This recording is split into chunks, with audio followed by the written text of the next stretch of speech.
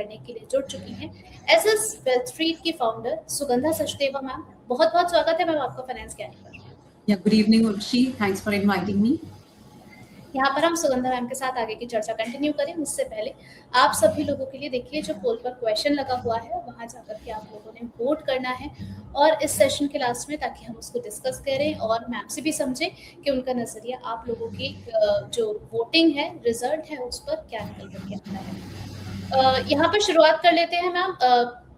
जितने भी जियो political tension हमने चलते हुए देखी है, स्पेशली स्टेट ऑफ हॉर्मस को लेकर के जो खबरें निकल करके आ रही हैं कि अभी जो है टेम्परेरी बेसिस पर जो है उसको ओपन कर दिया गया है। ऐसे में कल के सेशन में हमने देखा है कि स्ट्रॉन्ग स्पाइक अप होता हुआ नजर आया गोल्ड और सिल्वर के प्राइसेस में, बट स्टिल जो हमें ऊपर के साइड पे लेवल्स देखने को मिले वहां से प्रॉफिट बुकिंग भी हमें देखने को मिली। एंड सिमिलरली अगर हम गोल्ड के प्राइसेस की बात करें तो एक रेंज के अंदर हमें काफी लंबे सेशन से चलते हुए नजर आ रहे हैं। अभी भी अगर हम देखते हैं गोल्ड के प्राइसेस डोमेस्टिक मार्केट में तो 1,52,000 पर चलते हुए नजर आ रहे हैं। आपको लग रहा है कि ये जो अभी गोल्ड है वो और कंसोलिडेट करेगा?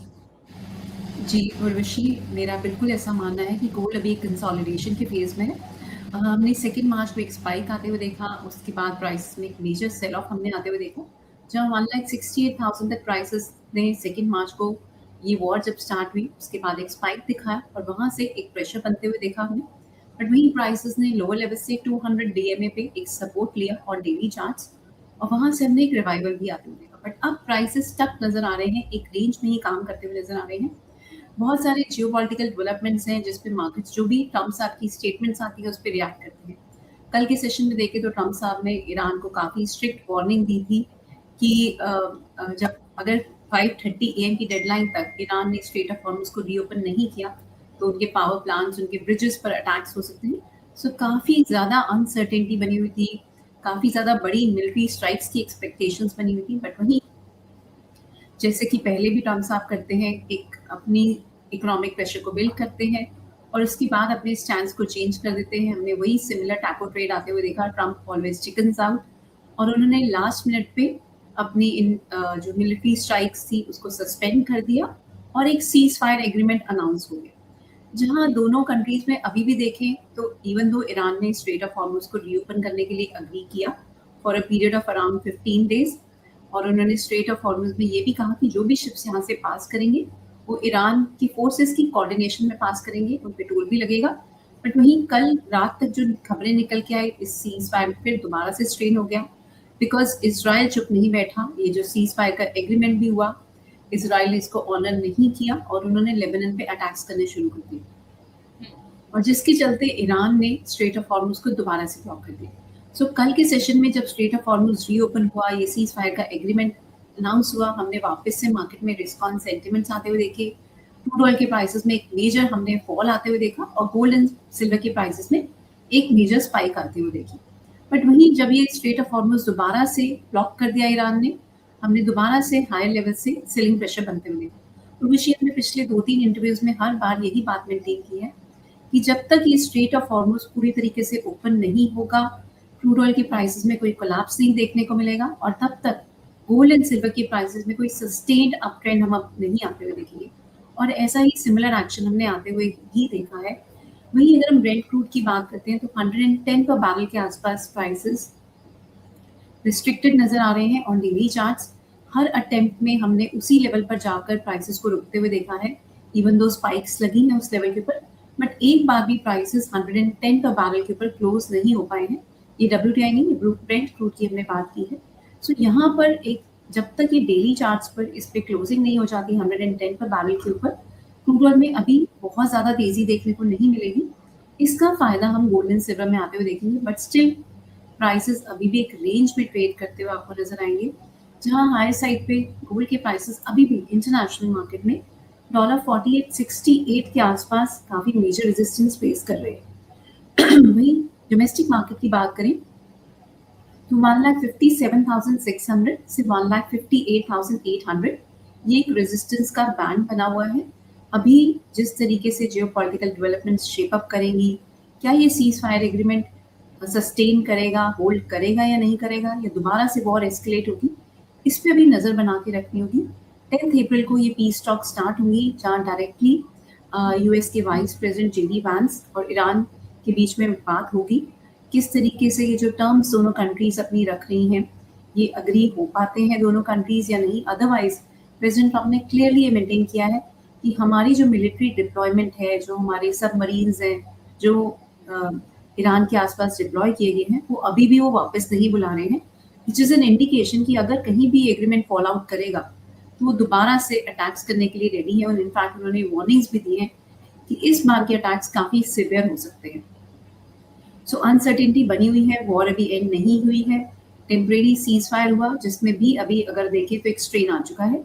सो ये सारी ही डेवलपमेंट्स के चलते मार्केट अभी भी कहीं रिएक्ट नहीं कर पा रही है, बिकॉज मार्केट को ये नहीं समझ में आ रहा है कि वो भी रिजॉइस करें या अनसर्टेनिटी खत्म हुई है या नहीं। सो इसी के चलते हमने प्राइसेस में एक साइडवेज मोमेंटम बनते हुए देखा।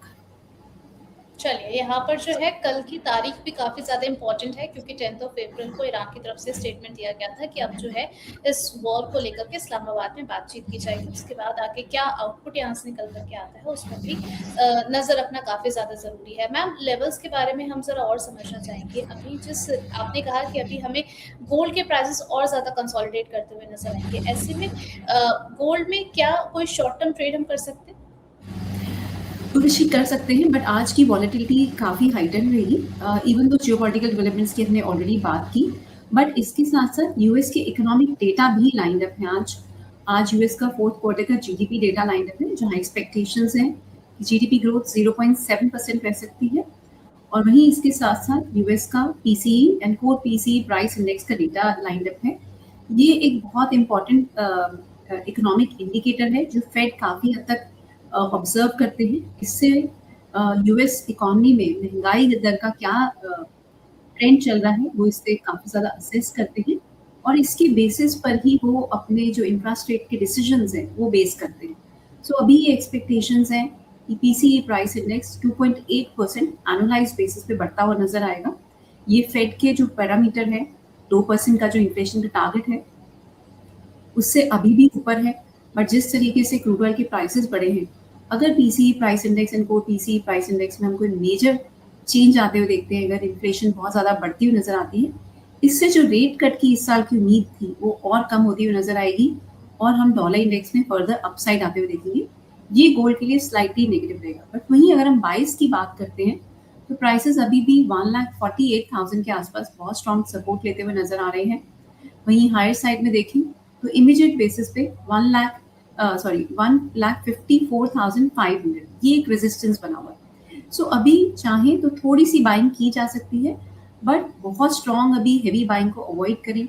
इवनिंग के डेटा जब निकल के आए वहाँ पर ज़्यादा क्यूज निकल के आएंगे, उसके बाद पोजीशन लेना स्लाइटली बेटर होगा। But as a view slightly positive bias है जब तक 1,48,000 का लेवल गोल्ड में होल्ड करता है। लोअर लेवल्स पर बाइंग की अपॉर्चुनिटीज इमर्ज होंगी।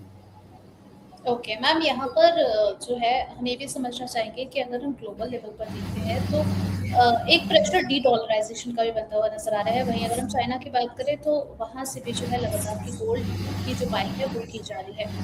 और अगर हम करेंसी की बात करें तो अब अगर स्ट्रेंथ की बात करें तो चाइना की जो करेंसी है वो भी थोड़ी थोड़ी स्ट्रेंथन होती हुई नजर आ रही है। आपको लग रहा है कि ये भी एक प्रेशर, इसका भी एक प्रेशर फील होता हुआ नजर आएगा डॉलर पर? सी इसका प्रेशर डॉलर पर नहीं आएगा, डॉलर के ऊपर प्रेशर के लिए अलग पॉइंट्स हैं। सी सबसे बड़ी बात अभी डॉलर में हमने जो एक रिकवरी आते हुए देखी, इसका मेजर कारण है क्रूड ऑयल में अपसाइड।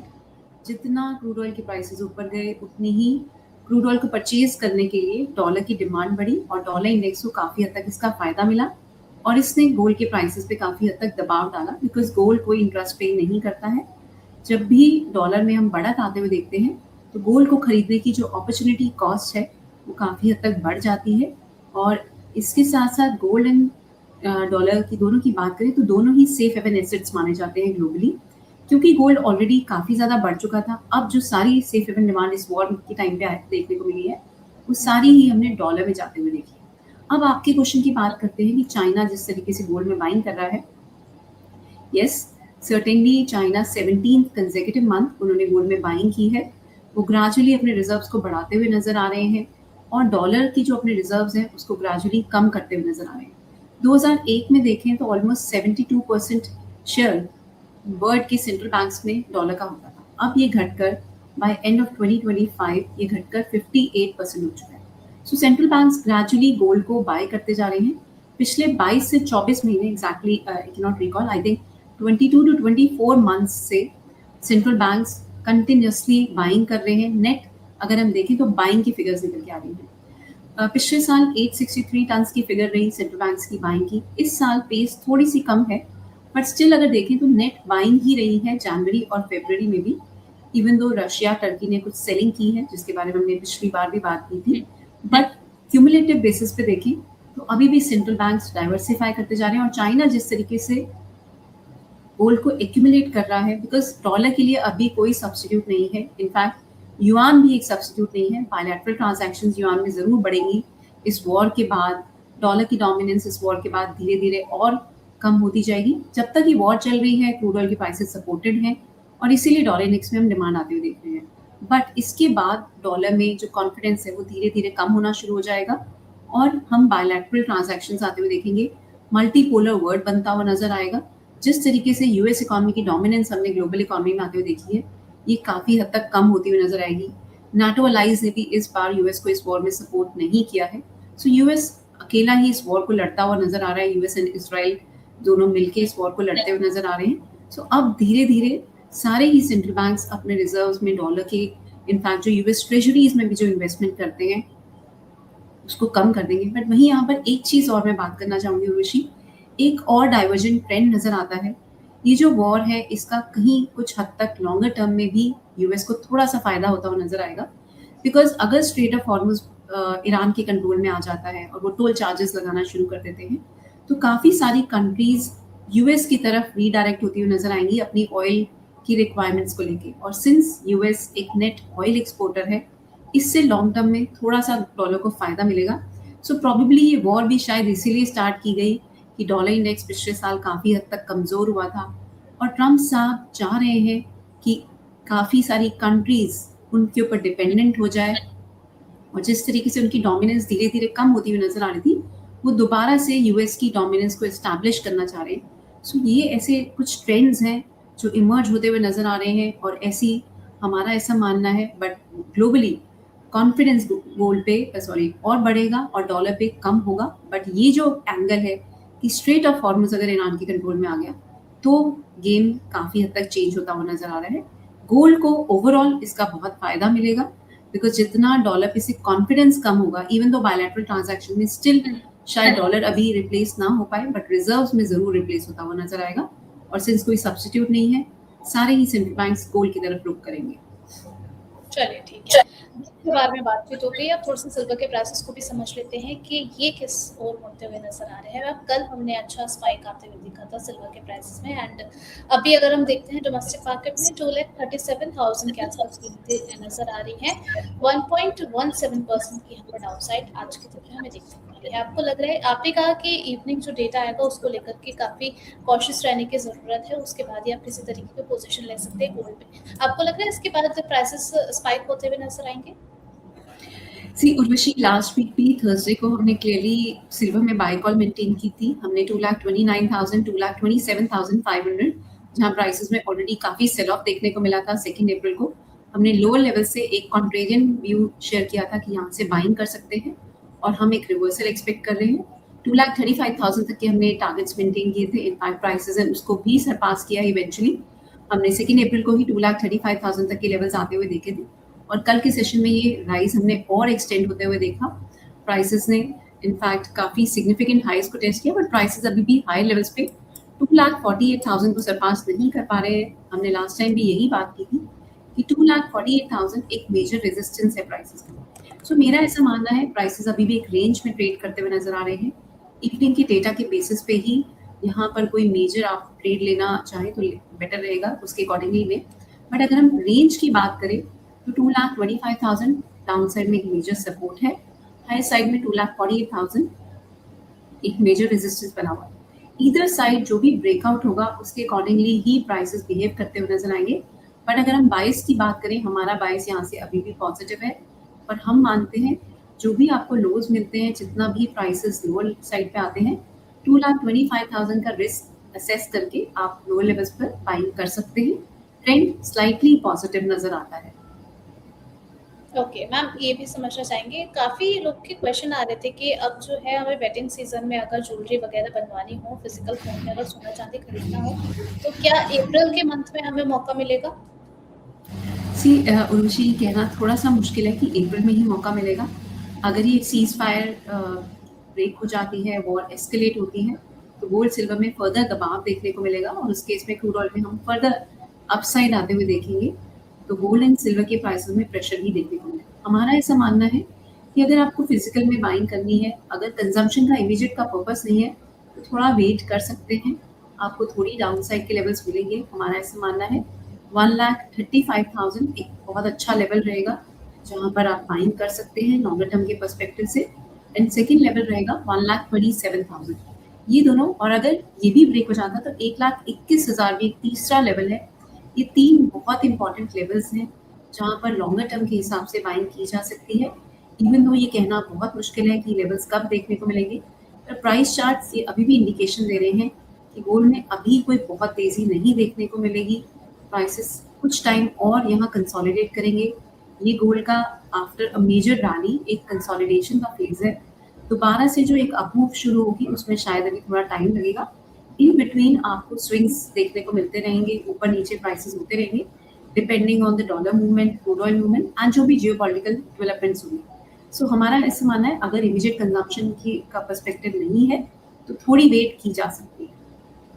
चलिए, तो यानी कि अगर परचेज़ करना चाह रहे हैं फिजिकल फॉर्म में, तो आप थोड़ा-सा वेट करके भी चल सकते हैं। यहाँ पर मैम कुछ हमारे व्यूअर्स के क्वेश्चन भी हैं, उस पर भी आपकी राय समझना चाहेंगे हम। रामा साहू जी का सवाल है, कह रहे हैं कि मैंने 291 पर बाय किया था सिल्वर, तो कब तक इनको रिकवरी होती हुई नज़र आ सकती है?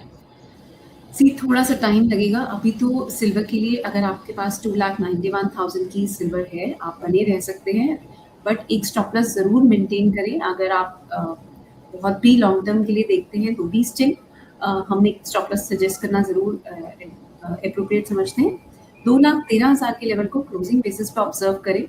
जब तक ये प्रोटेक्टेड है, आप बने रह सकते हैं, बट अगर ये लेवल ब्रेक हो जाता है, तो 2 लाख, 1,80,000 से 1,70,000 की भी डाउन साइड में पॉसिबिलिटी नज़र आती है।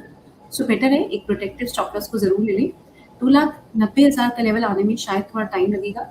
सितंबर, अक्टूबर के आसपास हम एक्सपेक्ट करते हैं दोबारा से प्राइसेस में एक अप ट्रेंड देखने को मिलेगा। इसके लेवल्स भी मैं बात करना चाहूँगी। फर्स्ट लेवल्स रहेंगे 2,63,000 एंड देन 2,83,000। जब प्राइसेस इन दोनों हर्डल्स को क्रॉस कर पाएंगे, आपके लेवल्स भी मिलेंगे और आपको शायद प्रॉफिट भी देखने को मिलेगा सिल्वर के प्राइसेस में। बट अभी ये दोनों बहुत मेजर हर्डल्स हैं सिल्वर के लिए। जब तक ये ब्रेक नहीं हो जाता, तब तक कोई बहुत तेज़ी नहीं है सिल्वर में। इंटरनेशनल मार्केट में बात करें तो $83 टू $83 84 पर आउंस, जब तक ये ब्रेक नहीं होता, सिल्वर में कोई सस्टेन्ड अप ट्रेंड नहीं है। हमने प्राइसेस में एक करेक्शन आते हुए देखी, उसके बाद प्राइसेस में भी रिकवरी भी आते हुए हमने देखी है। बट अभी जब तक ये लेवल्स ब्रेक नहीं होते, कोई सस्टेन्ड अपसाइड अभी देखने को नहीं मिलेगी। बट स्टिल अगर ये सीज फायर हो जाता है और पूरी तरीके से वॉर एंड हो जाती है, तो सर्टेनली ये लेवल्स शायद जल्दी भी देखने को आपको मिल जाए। पेशेंस रखें एंड स्टॉप लॉस पे भी नजर बना के रखें। चलिए, ठीक है, तो स्टॉप लॉस मेंटेन करने की आपको यहाँ पर सलाह दी गई है। नेक्स्ट एक और हमारे दर्शक हैं, आनंद सिंह नाम है इनके आईडी का। ये कह रहे हैं कि मैम सिल्वर क्या 2,15,000 के लेवल पर इस महीने आते हुए नज़र आ सकती है? आ सकती है। अगर 2,25,000 का लेवल उर्वशी ब्रेक होगा, तो 2,15,000 के लेवल भी आ सकते हैं। 2,25,000 इमीडिएट बेसिस पे एक अच्छा सपोर्ट है, बट ये भी क्लोजिंग बेसिस पे इसको ऑब्जर्व करें। अगर ये ब्रेक हो जाता है तो 2,15,000 क्वाइट पॉसिबल, इनफैक्ट 2,13,000 तक भी सिल्वर के प्राइसेस आते हुए नजर आ सकते हैं। ओके। मैम ये भी समझना चाहेंगे, आपने कहा कि हमें सिल्वर और गोल्ड में दोनों में जो है वो डाउनसाइड देखने को मिल सकती है। अब ऐसे में क्या ये लेवल सस्टेन करेंगे?